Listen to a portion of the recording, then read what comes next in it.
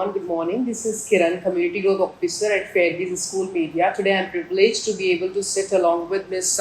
Sharmila Chatterjee, who is the principal of Blabong High International School, Sector 34, Noida, for the recent achievement under which the school has come in Challengers category as per Times School Survey 2024 in the zone Noida. So, ma'am, I feel that I'm privileged that I'm sitting here today with you and I got this opportunity to discuss few things with you. I welcome you for this purpose. And ma'am, I have heard that you have these 3 decades of experience in the education field. So, and you have been working with these young learners. So, I want to understand what is the role of mental health in shaping the lives of these young learners. So today I would like to keep the conversation around that only. So I have few things in head I would like to ask from you. The first thing is that I want to understand about is why has this mental health become a topic of high importance at the school level, and how has this conversation evolved over the years? Thank you first for having me on, and thank you also for the award that we are getting in the category of challenges in Noida. Coming to mental health, yes, over the years, I have seen that mental health is something which we need to address as school leaders, as teachers, as adults, as parents. Something which has been considered as a stigma or a taboo in our society for a very long time. And now I feel it is time that we discuss mental health from very early on in our schools. Why it is important? Because we need to provide a completely safe, supportive, conducive learning environment to our children. Students, if they get a conducive learning environment in school, which is supportive, which is caring, where they feel that they can express themselves in whichever way they wish to, and that kind of a platform is provided in the school, then the learning becomes better. They become better human beings, they come equipped with better life skills, because we are preparing them for a future citizenry. We are preparing them for the future. So when we give them that opportunity of expressing and normalizing mental health in school, will definitely help them to empower themselves, speak about themselves, speak their mind, become more self-aware. And in the meantime, we also provide an environment which promotes empathy, which promotes understanding, which promotes a caring learning environment. The conversation has evolved since a long time. Many progressive schools and many progressive leaders are already talking about it and practicing it. We at Billabong are definitely, I feel privileged to be working with a team who are aware, sensitized towards mental health issues. And we take it up right from our early years. It's very important that the intervention happens at an age, say from between 5 years, 6 years onwards. We should start talking about mental health issues, be more careful, be more observant, and be more sensitized towards it. Because in the formative years, these kids are quite flexible. Like you can put them in any shape you want, right? And if they understand to express their feelings by that time, then they can understand first themselves and then they can understand people around, and by then they can inculcate this qualities of empathy and compassion you're talking about. Okay, thank you so much, ma'am. So the next thing I want to ask is like what are the major factors that trigger to this mental health challenges? Well, there are several factors that triggers mental health challenges. As adults, you and me, I'm sure we also face a lot of Very much. a lot of pressures, whether Yeah. it is professional pressure or family pressure or any kind of challenge, right? Sure. Similarly, for children, right from young age onwards, the first thing is that provides challenge or pressure to them or or which triggers mental health challenges are academic pressures. Yeah, it is there very much. Very much, Yeah. yes. Because in India, we give a lot of impetus to academics. Isn't it? Unfortunately. That's also required. Yeah, that yes, is that is required for required. sure. But then again, we have to be careful that we are. So the word pressure should not be there. You know, a hard task, but we can always try. There are a lot of social challenges which a child faces. It could be peer pressure. It could be accommodating oneself into a peer group. It could be some kind of subtle bullying that is happening.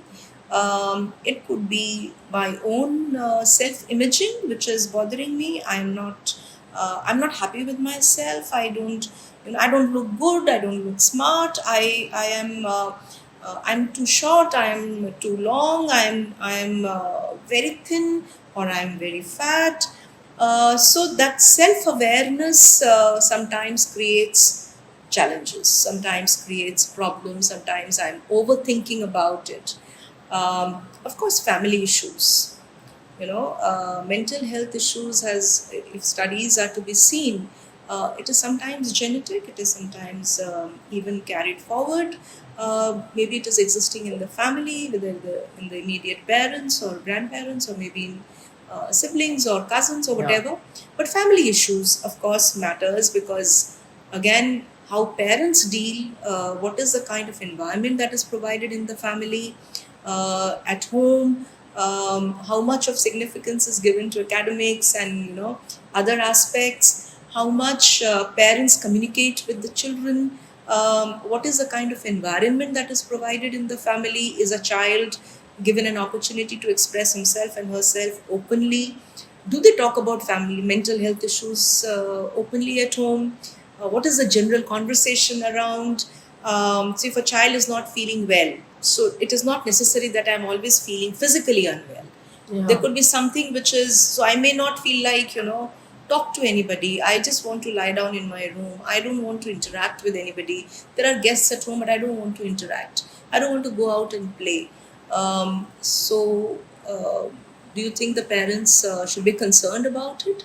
Yes, they should be Definitely concerned they should about be, it. ma'am. If the child is not communicating, if the child is not wants to have dinner all by himself or herself, is not interested in taking care, self care, all these things should not be undermined.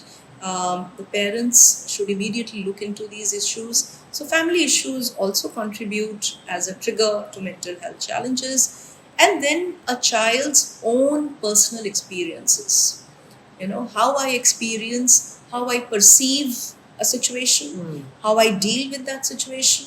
It could be a simple situation wherein I have to go for a party. I may not have the right dress to wear, has caused some kind of an anxiety Yeah, in my sure, mind. it can So definitely. again, I put a pressure on my family that I want this dress, but my parents say no, we cannot afford it, or we don't have the time, or this is fine, you have ample. So again, the communication ends there, creating some kind of a pressure in the child. So issues are many issues which triggers. Peer pressure in schools, we have seen, creates a lot of mental health issues. When I am not able to fit in, because we are all looking forward, we are social animals, right? Yeah, we are. We love to have, we want people to love us, we want people to care for us, we want to belong to a That group. validation we are looking Validation for. is always required. And if you're not able to fit in, if you're not gaining acceptance from our peers, that's, You have something wrong with you. yes, so there is a Definitely. social isolation. I am isolated. And that leads to anxiety, that leads to depression. Sometimes loneliness. You know, children, as I said, they just don't want to be isolated. They don't want to interact with anyone. They want to withdraw from family situations, from friends, from cousins, from events, from any celebrations. From even coming to school at times, they feel they don't want to come. We've faced situations where children, you know, for days together, they don't wish to come to school. What is the reason? So certain things which are, so it's self-created also. We create pressure within our own selves. We imagine. So when we are going through certain mental health issues, we sometimes imagine situations and magnify that situation. You know, probably that's not the reality. Yeah. So here I feel that we need a lot of compassion, a lot of empathy, a lot of understanding. Yeah. As adults, as school, as family, we need to come together. As a community, we need to come together and address these issues and not undermine them. Ma'am, unfortunately, we are allowed to be physically unfit, but we are not allowed to be mentally unfit. Because if you are mentally unfit, you need to go to a psychiatrist or someone to talk about it. And then you come under this category of being mental, or you are not fit for the society altogether. So Yeah. I think Kiran, slowly and gradually these stigmas are reduced. Yeah, definitely. Yeah, It so is there in here, the society. yes, and this is where schools can play a major role. As a school, we can remove these stigmas. We can create an environment where the counselor is openly available to the children. And the children can walk into whenever they have, say, a toothache or a headache, they go to the infirmary. Right. Mhm. Similarly, I'm not feeling too happy. There's something which is bothering me. Definitely. Let me go and speak If to the this counselor. happens, I mean, most of the problems will be resolved. Yeah. I'm coming to this thing. I want to address this thing also. How do you feel that these educational institutions can do something in their day-to-day life or in the school premises itself, which can actually help the students to uplift their mental health? First and foremost is to create a supportive environment. Non-threatening, conducive environment is something which is very, very important. So anybody and every adult in the institution should be sensitized and should be made aware of this. So it's very important that the awareness is there regarding this specific issue. So for that, training is important. You need to train the adults, you need to train the teachers, you need to sensitize your support staff, you need to sensitize your the infirmary, the teachers, post-scholastic teachers, activity teachers, academic teachers. Everybody has to be sensitized towards it. That's how you create a supportive environment in the school. Second is you have to promote resilience. We all went through COVID, and COVID has been very tough and extremely, extremely tough for some families where they lost their loved ones. We have children here who've lost parents. And so it became, when they came back to the school, our first task was to work on mental health, work on resilience, to bring them back to the school. It was a very, very difficult time. But slowly and gradually, when we were able to, put all these things together, we started building and talking about resilience. We all have to bounce back. We all also have to foster positive thinking. We have to promote emotional awareness amongst our children. Definitely. So that becomes a lot of resilience strategies are there which can be used, which can be shared with the learners, with the children, and they can use them for bouncing back, coming back, facing. So promoting resilience is very important. Then the third thing I would say is the children should have access to support. In the sense, mental health services. As I said, there should be designated counselors who can help the children to deal with it. It is also important that there should be support groups. So what we do in our school, I can share with you, we have a group of peer educators who are children who are life skill trained.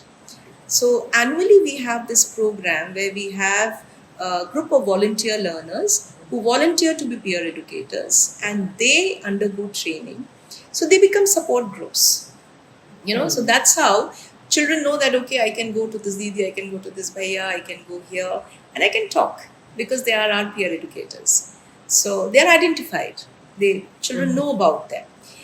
The other very important part that the school can play is by training their teachers. See, ultimately, when we talk about pressures, as you asked me in the previous question, academic triggers, right? When we don't do well, teachers will say, Definitely. you did not do well, your marks are saying that. Now, how are you putting it across? How are you saying it makes a lot of difference, isn't it? You don't know, like the way teacher is saying, it can also trigger the Yes, kids yes. at some point of time. If a teacher says, oh my God, what have you done? I did not expect this from you.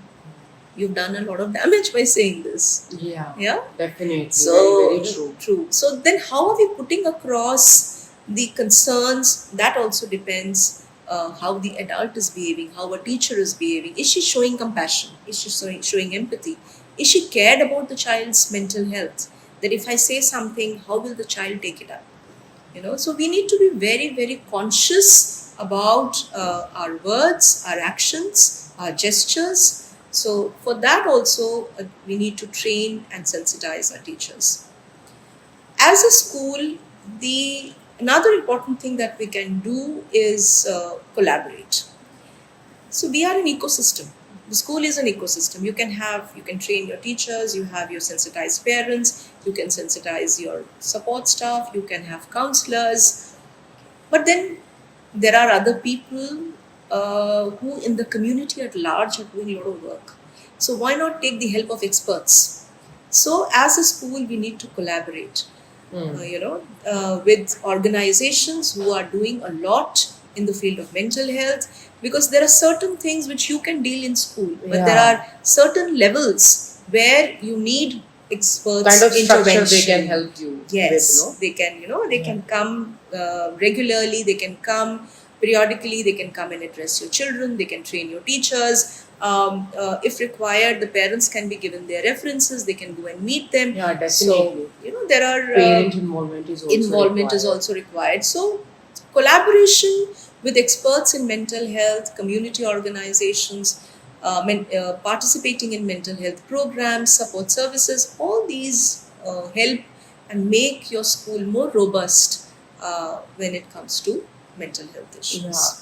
Yeah. Actually, if you make them resilient in the childhood only, as far as their mental health is concerned, we just make their life quite easy, which they will realize later on. No? Yes. And the best thing you said is just to share with their peer educators, as you said, because sometimes just by sharing the things with others, we feel light. Yes. It happens with everyone. Maybe at some point of time, everyone will feel this.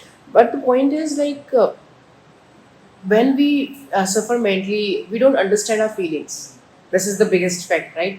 And if we tell them, being peer educators, that it's okay to feel this way, it's okay, because this is the biggest question that kids feel actually, as far as I understand. If we can share the things with them in the concept you share, it's amazing.